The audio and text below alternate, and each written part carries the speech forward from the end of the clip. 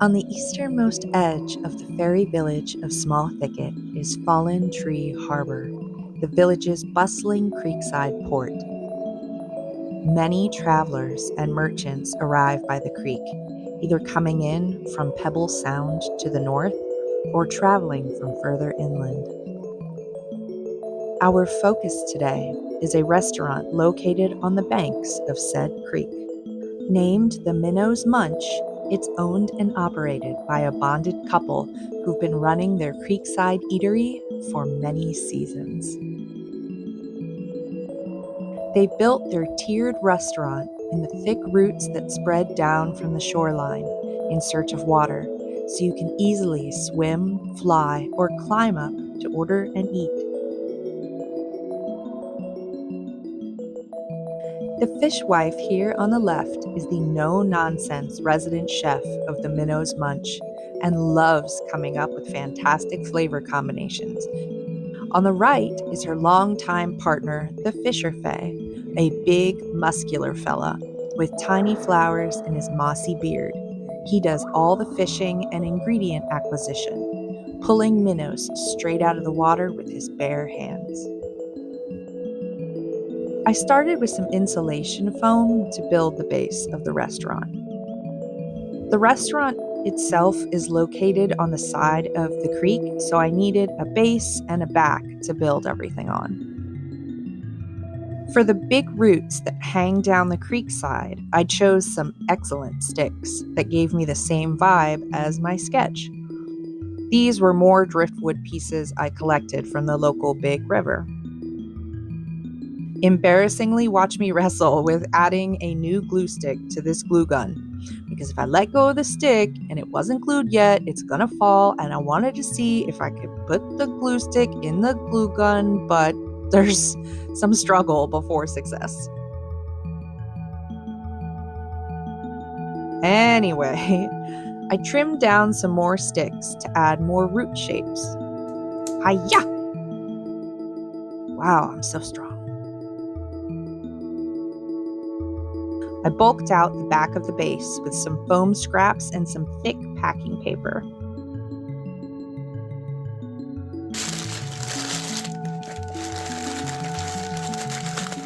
I carved the foam back and base to better get the shape that I wanted, but I cut too much off and regret set in, so I added some foam board with the paper peeled off to add some space back and reinforced it at the bottom with some chipboard.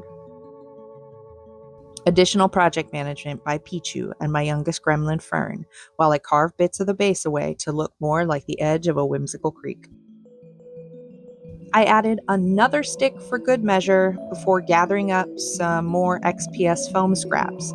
I save everything, by the way, and it's a problem. I carved potato shapes from them and sanded them smooth so they looked like river rocks. I made a bunch of these river potatoes and added some wire-wrapped twisted paper for these roots off camera. It's texture paste time, but we are going a little rogue and trying something different using paper pulp. I tore up some medical bills and other junk mail, soaked it in hot water, ground it up like a paper smoothie, and squeezed out the excess water and let it dry to easily store it. There's a commercial terrain product that uses paper pulp in it, but I wanted to see if I could DIY something using stuff I already had, so please bear witness to my experimentation.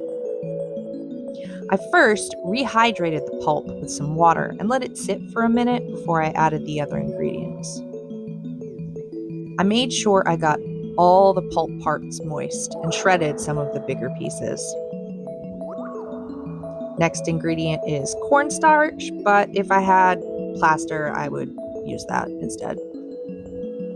I also added baking soda for a little more grit, some matte Mod Podge, and some gesso.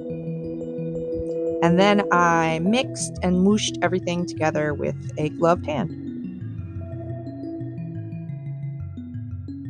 Once everything was mixed, I made the very chaotic decision to tint it with some dark acrylic ink, so if I missed any spots while painting, it would be less obvious.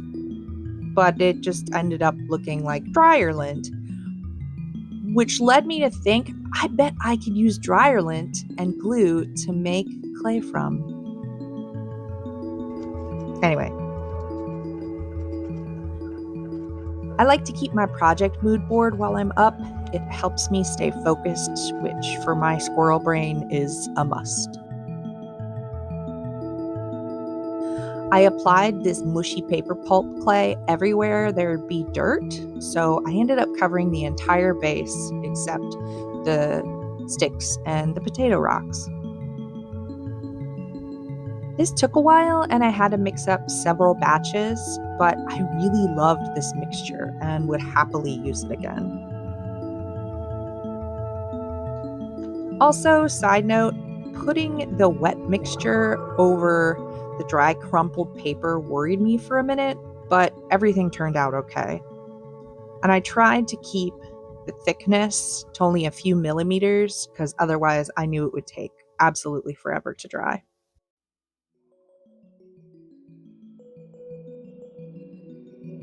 I am glad I have so much junk mail to make enough paper pulp and that I have so many wonderful patrons. You are the Mod Podge that keeps my village together. Thank you for your support.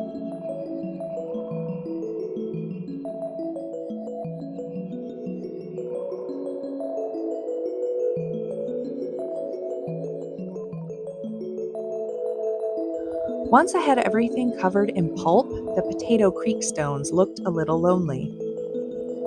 I decided to add like some actual little stones, river stones, and sand. I really think I ended up getting more sand on the table than my little creek bed, though.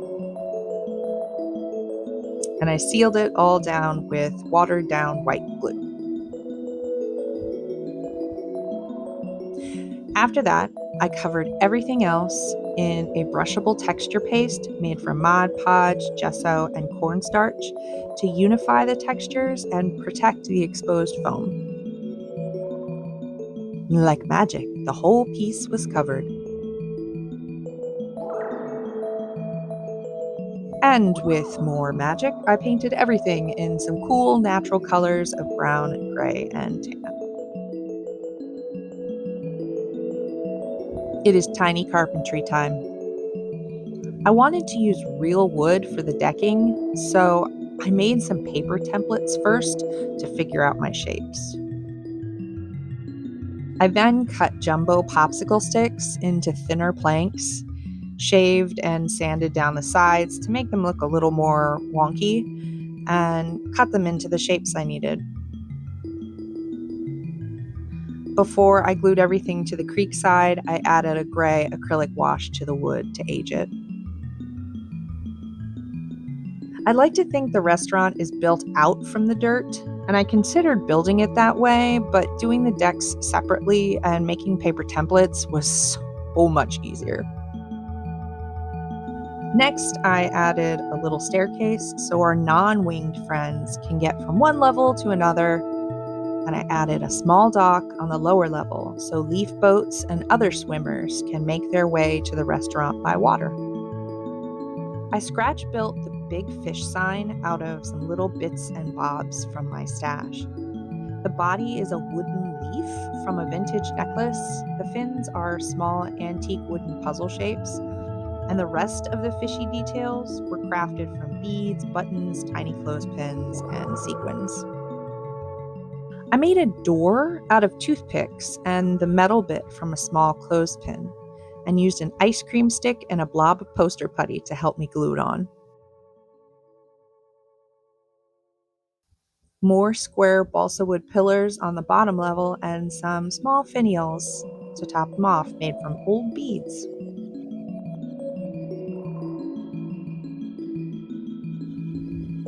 These little details are small, but they help tell a story and give the piece some life.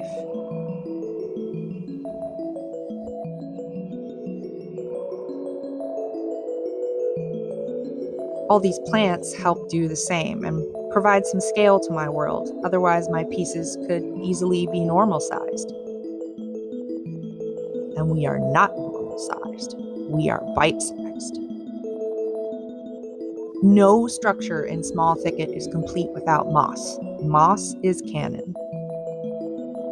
I mixed some of this fine turf flocking with tacky glue and a drop of water, removed as much cat hair as possible, and glooped it onto the restaurant.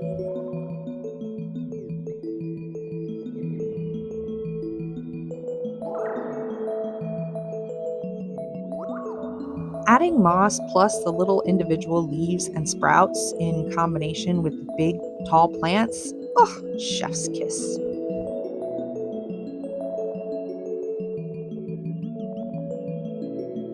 It's like icing a swamp cake.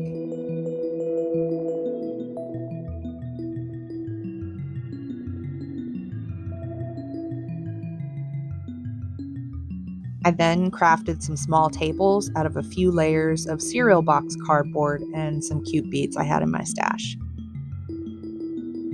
Thank the gourds for tweezers, or else I would never be able to get my raccoon paws in some of these tiny areas.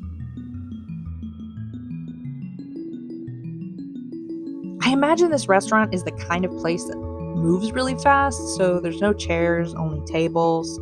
Like, you just nom and go, and there's like lots of takeout orders too. For more decoration, I wanted to make some festive bunting. So I took an offcut of cheesecloth and added some blue, teal, and green gouache paints to give it some color.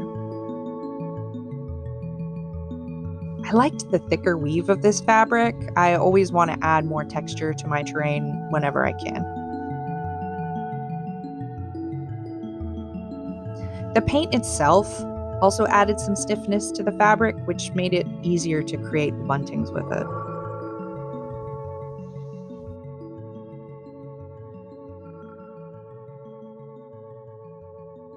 I swear this is easier than it otherwise would be, but the struggle is still real. It's a finicky task, but it's worth it.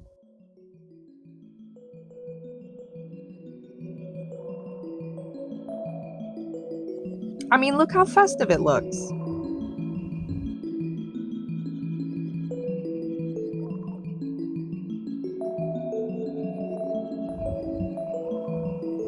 I also used the same cheesecloth, but I stiffened it with a little watered down glue and acrylic paint to make a fish banner to finish off all these decorations.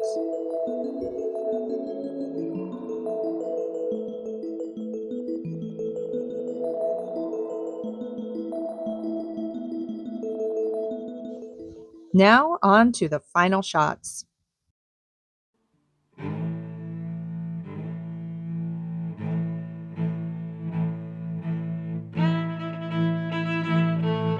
The smell of fast fried and crunchy fish scales drifts from the creek's edge and reaches the tops of the tree lofts. The delicious scent of fresh hot meals attracts villagers of all sorts to the Minnow's Munch, regulars and passers-by.